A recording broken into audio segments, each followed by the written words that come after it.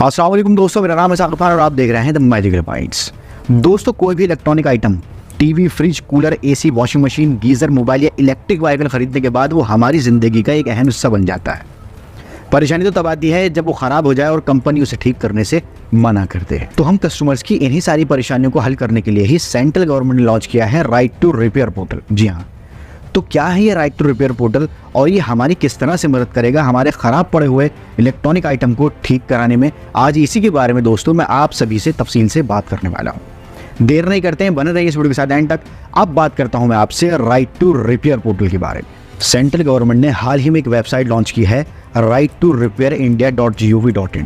इसी वेबसाइट का नाम राइट टू रिपेयर है। इस पोर्टल का मकसद कस्टमर को किसी भी प्रोडक्ट की रिपेयरिंग से जुड़ी इंफॉर्मेशन प्रोवाइड कराना है। अगर आप कोई TV, fridge, washing machine, AC, cooler, geyser, mobile या ई व्हीकल खरीद रहे हैं तो वारंटी खत्म होने के बाद भी उसे ठीक कराने की जिम्मेदारी कंपनी की ही होगी। यानी अगर वारंटी खत्म होने के बाद उसमें कोई खराबी आ जाती है तो उसे भी ठीक कराने की जिम्मेदारी कंपनी की ही होगी। कंपनी आपको कोई भी बहाना बनाकर अब आपके प्रोडक्ट को ठीक करने से मना नहीं कर सकती। Customer right to repair portal से अपने खराब TV, fridge, washing machine, AC, cooler, geyser, mobile या ई व्हीकल का पुराने से पुराने पार्ट के बारे में भी बड़े आराम से इंफॉर्मेशन हासिल कर सकते हैं। अगर आपका प्रोडक्ट खराब हो जाए तो इसी वेबसाइट के जरिए आप उस कंपनी को अपने प्रोडक्ट के बारे में इंफॉर्मेशन दे सकते हैं, खराबी बता सकते हैं।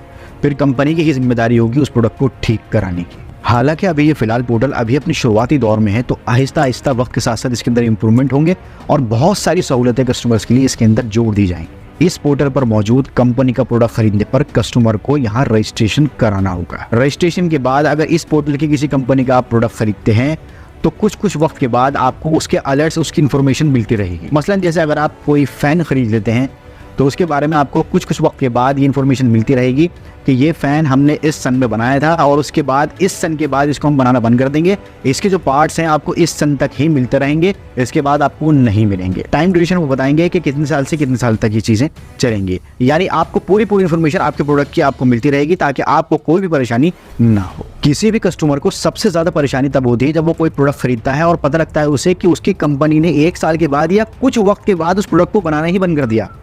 और इतना ही नहीं, प्रोडक्ट के साथ साथ कंपनियां उसके पार्ट्स भी बनाना बंद कर देती है 1 साल के बाद या फिर कुछ वक्त के बाद। तो पता लगता है कि वो प्रोडक्ट भी नहीं बना रही और उसके पार्ट्स भी अब मार्केट में नहीं आ रहा है, पार्ट्स भी कंपनी ने बनाने बंद कर दिए। किसी खराब हुए इलेक्ट्रॉनिक आइटम का अगर कोई पार्ट मार्केट में नहीं मिलता है, पता लगता है कि कंपनी ने उसे बनाना बंद कर दिया है, तो बहुत सारे लोगों का प्रोडक्ट सिर्फ उस पार्ट की वजह से बेकार हो जाता है। अगर वो पार्ट मार्केट में मिल जाता तो वो प्रोडक्ट दोबारा काम करना शुरू कर देता। लेकिन इसी वजह से बहुत सारे लोगों को अपने उस प्रोडक्ट को औने पौने दामों में किसी को बेचना पड़ जाता है क्योंकि वो बिल्कुल यूजलेस हो जाता है। कंपनी ने उसके पार्ट्स बनाना बंद कर दिए, मार्केट में वो पार्ट नहीं आते हैं, तो कभी कभी एक छोटी सी चीज़ की वजह से अच्छा खासा प्रोडक्ट औने पौने दामों में किसी को भी देना पड़ जाता है, कबाड़ में बेचना पड़ जाता है या फिर ऐसे ही किसी को देना पड़ जाता है। राइट टू रिपेयर पोर्टल पर प्रोडक्ट का रजिस्ट्रेशन कराने के बाद कंपनी अब इस बात से पर्दा नहीं झाड़ सकती कि उसने उस प्रोडक्ट के पार्ट बनाने ही बंद कर दिए, क्योंकि अब यहाँ पर कंपनी की जिम्मेदारी होगी कि प्रोडक्ट बनाना बंद करने के बाद भी वो कुछ सालों तक उसके पार्ट्स को बनाती रहेगी। अब सवाल ये आता है कि कंपनी प्रोडक्ट के पार्ट कितने वक्त तक बनाएगी, कितने साल तक बनाएगी। तो इसकी मिसाल मैं आपको इस तरह से देता हूँ, आपके समझ में आ जाएगा।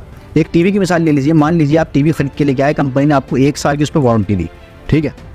1 साल आपने उस टीवी को चलाया, उसके बाद 2 साल के बाद कंपनी ने वो मॉडल नंबर ही बनाना बंद कर दिया। मतलब 2 साल कंपनी ने खूब वो मॉडल बनाया, उसके बाद उसने उसको बनाना बंद कर दिया। उसके बाद से लेकर कम से कम 3 से 4 साल तक उसके पार्ट्स बनाती रहेगी, क्योंकि टीवी में टेक्नोलॉजी बहुत जल्दी बदलती है और हिंदुस्तान में ऑन एन एवरेज लोग 4 से 5 साल तक ही टीवी को इस्तेमाल करते हैं, उसके बाद उसको चेंज कर देते हैं। अब यही मैं आपको दूसरी मिसाल इलेक्ट्रिक व्हीकल की देता हूँ। अगर यहाँ पे इलेक्ट्रिक व्हीकल की बात की जाए तो उसके पार्ट्स कब तक कंपनी मुहैया कराएगी? तो तकरीबन 8 से 10 साल तक। कैसे? वो इस तरह से, क्योंकि गाड़ी को लोग अमूमन 4 से 5 साल में नहीं बदलते।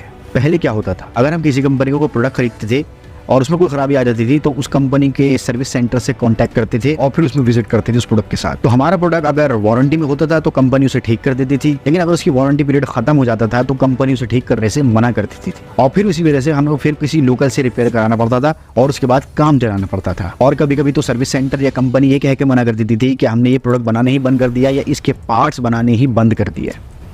ये कहकर भी वो बड़े आराम से हमको सर्विस सेंटर से बाहर का रास्ता दिखा देते थे। फिर जब हम उसकी रिपेयरिंग किसी लोकल के पास लेके जाकर कराने की कोशिश करते थे और वो भी यही कहता था कि अब ये सही नहीं हो सकता, ये बंद हो चुका है, इसके पार्ट्स नहीं आते, तो फिर वो कचरा हो जाता था, उस प्रोडक्ट को फेंकना ही पड़ता था क्योंकि वो फिर किसी काम का नहीं रह जाता था। असल में इसके अंदर सबसे ज़्यादा फ़ायदा कंपनी का ही होता था।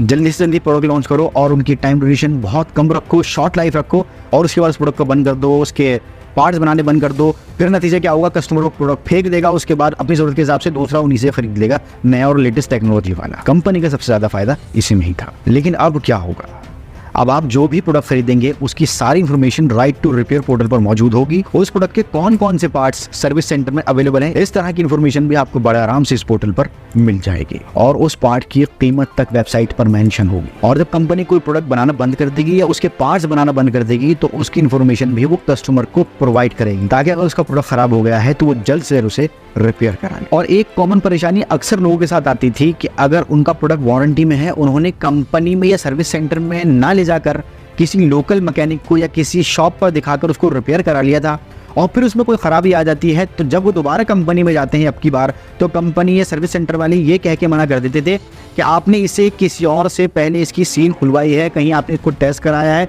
आपने पहले इसको रिपेयर कराया था, अब ये दोबारा से रिपेयर नहीं होगा, इसकी वारंटी खत्म हो चुकी है।